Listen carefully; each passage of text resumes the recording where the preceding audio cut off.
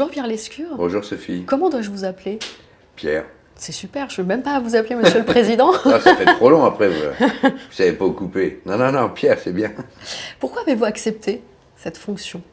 C'est au sortir du festival 2013, le dernier jour, Gilles Jacob, que je connais depuis 1974, vous n'étiez pas né, il m'a dit Pierre, j'aimerais bien qu'on se voit après le festival, j'ai un truc à discuter avec vous. Donc on a déjeuné ensemble, il m'a dit si vous êtes intéressé, je serai votre plus fidèle soutien. Donc être président de ce festival, là où Gilles l'a amené, c'est-à-dire numéro 1 au monde, avec Thierry, c'est quelque chose que je trouve gratifiant et vraiment excitant. Puis il y a des trucs à faire. Justement, vous avez envie d'amener le festival vers où? Ce jeune festival de 68 ans. Ce que je veux en faire, d'abord, il y a deux parties dans le boulot.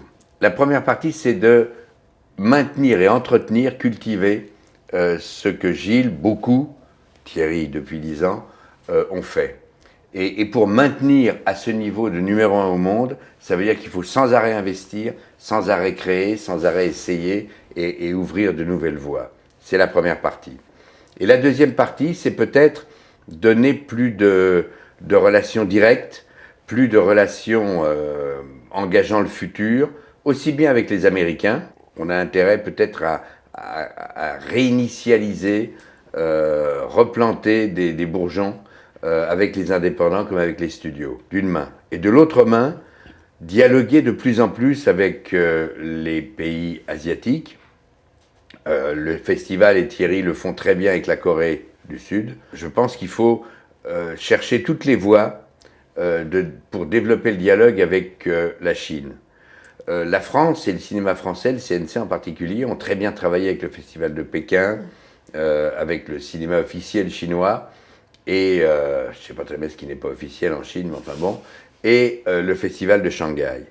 Mais il y a des sociétés, comme par exemple la société Wanda, qui s'investissent énormément dans le cinéma. Ils ont, mine de rien, acheté le deuxième réseau de salles américain, le réseau AMC.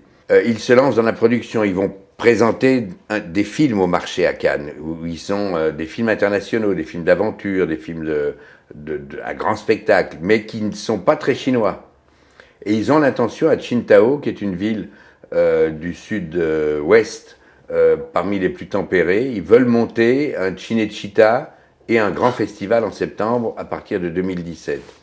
Ils ont déjà des accords avec les Oscars, on est en train de travailler avec eux, ça se fera ou ça se fera pas, mais on est en train de travailler à avoir une journée du Festival de Cannes au Festival de Qingdao. C'est tout ça que j'ai à faire. Oui, donc vous sentez vraiment qu'il y a encore des milliers de possibilités pour que le festival évolue, change? Qu'il évolue sûrement, il ne doit pas changer et il doit vivre avec ce temps. Ce temps, il est celui des nouvelles technologies, il est celui de la mondialisation et il est celui de l'arrivée de très grands partenaires. La Chine, qui crée sa propre banque mondiale en ce moment, elle crée aussi son propre cinéma. Vous vous rendez compte qu'il se crée 2 multiplex par mois de 5000 places chaque mois en Chine. C'est gigantesque. C'est gigantesque. Ça veut dire que ce pays qui a tellement piraté croit aux salles.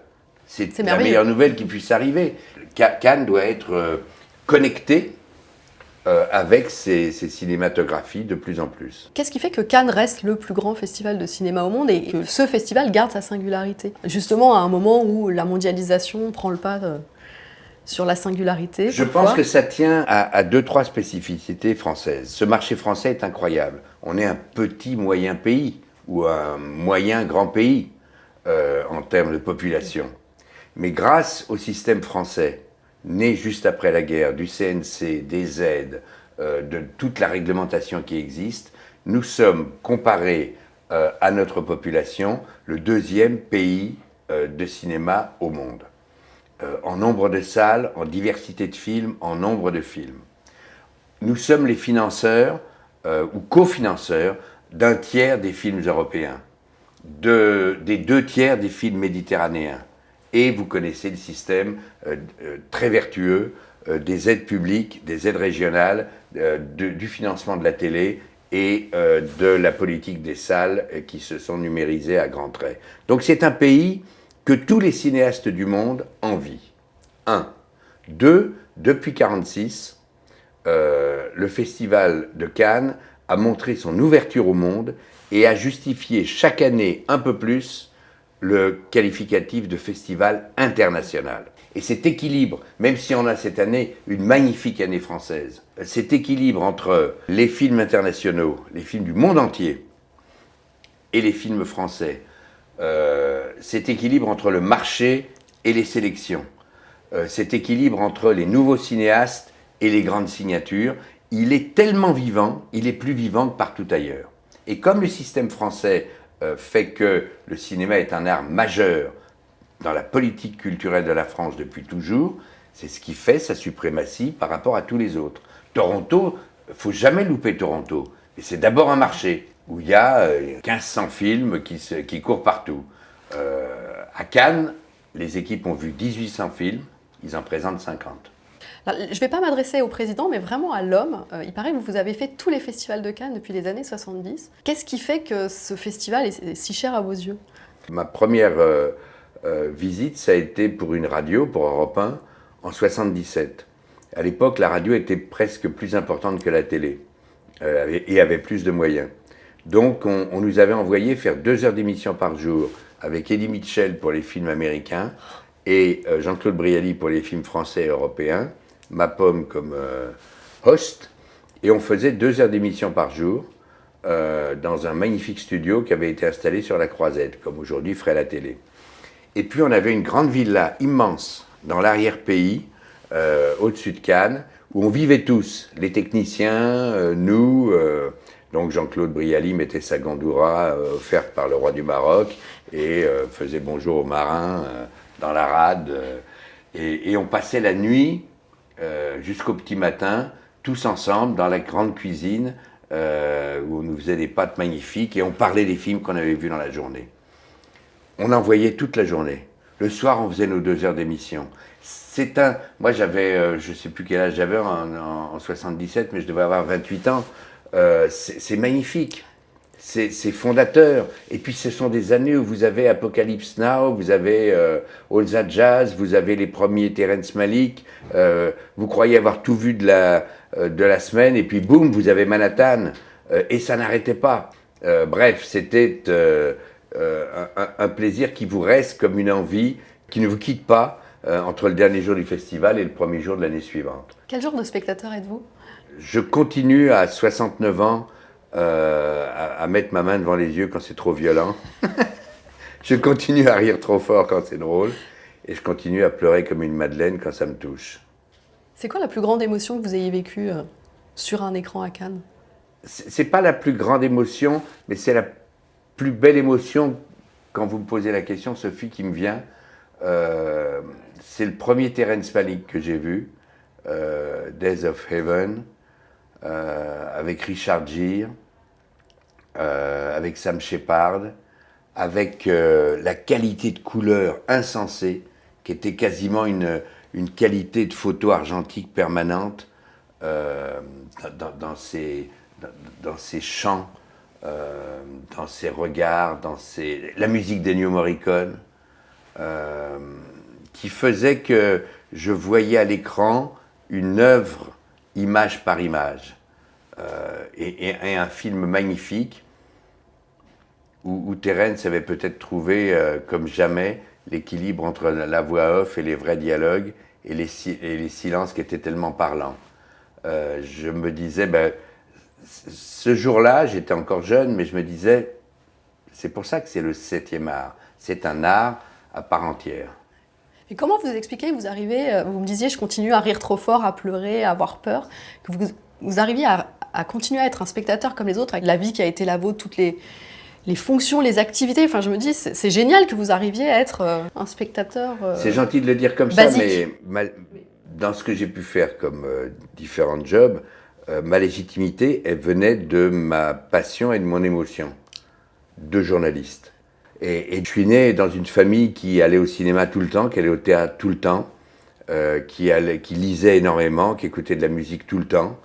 La première fois que j'ai vu ma grand-mère pleurer, c'était à la mort de Gérard Philippe. Elle était directrice d'école, elle était responsable, elle était vertébrée, elle était citoyenne, mais elle était émue. Donc je suis comme ça, mais le jour où vous ne riez, le jour où vous riez un peu moins, où vous pleurez moins, où vous êtes moins ému, vous avez moins peur, c'est que vous êtes déjà un peu mort. Je le signale à ceux qui ne seraient pas assez attentifs. Vous avez parfois rêvé au métier de réalisateur ou de comédien? Parce que vous avez une tête de comédien. Parce oui, que une j'ai un tronche grand nez, d'acteur. vous dites ça? Non, mais non, parce que, parce que non, parce que vous avez une tête d'acteur, moi, je trouve. Mais peut-être la faconde aussi. La faconde peut-être, mais la faconde d'un comédien, elle naît aussi de ceux qui écrivent et qui filment. Moi, disons que j'ai un... Philippe Garnier avait écrit un beau bouquin sur les caractères, au sens américain du terme, les quatrièmes rôles qu'on aime tous. Les acteurs de complément. Voilà, les acteurs de complément. Voilà, je serais peut-être un acteur de complément. Vous allez vivre votre premier festival de Cannes en tant que président. Est-ce qu'il y a un moment dont vous rêvez déjà? Je pense que je serais extrêmement ému. En haut des marches, ça m'amusera et je serais heureux. Je serais heureux d'accueillir tous les comédiens, les comédiennes, les réalisateurs, les producteurs. Je serais fier. Je serais fier parce que je sais que pour eux, ça a un sens. Thierry me racontait au lendemain de la sélection les coups de fil insensés qu'il avait d'amis communs, à lui, à moi, qui lui disaient leur émotion, la façon dont ils étaient bouleversés dans la nuit qui a suivi l'annonce, de raconter à tous leurs amis, de se raconter à eux-mêmes. Il y en a un qui disait j'ai traversé Paris tout seul en marchant pour rentrer chez moi parce que j'étais trop heureux. Et dans son bonheur, il y a le fait d'être sélectionné et la montée des marches vers la projection. C'est pas la montée des marches et les applaudissements. Je monte vers cette salle et cet écran immense où mon film va être projeté. C'est beau. Donc je sais que c'est ça qu'on accueille, Thierry et moi. Donc être parmi ceux qui accueillent, ça me touche. Et puis au moment du palmarès, ce sera le moment où je serai sans doute le plus ému, parce que, comme je l'ai dit le jour de l'annonce de la sélection, la réussite de l'édition d'un festival, c'est quand on se dit cette année, ce festival aura donné envie à des millions de gens à travers le monde d'aller encore plus au cinéma que l'année dernière. Si on réussit ça cette année, j'irai de ma larme. Quel est l'endroit à Cannes où vous avez le plus beau point de vue sur le festival? La salle. Sans conteste. Parce que c'est une des qualités de projection sans pareil, à leur meilleur. Les équipes techniques de Pierre-William Glenn et les équipes son passent les nuits entières avec les réalisateurs à affiner, qu'on soit en pellicule pour certains, qu'on soit évidemment en numérique pour beaucoup d'autres, mais n'empêche qu'ils passent leur nuit à tout régler pour que le moment de la projection soit un moment de quasi-perfection. Donc il n'y a pas de meilleur point de vue. Et juste une dernière question, alors à quel futur rêvez-vous déjà pour le festival?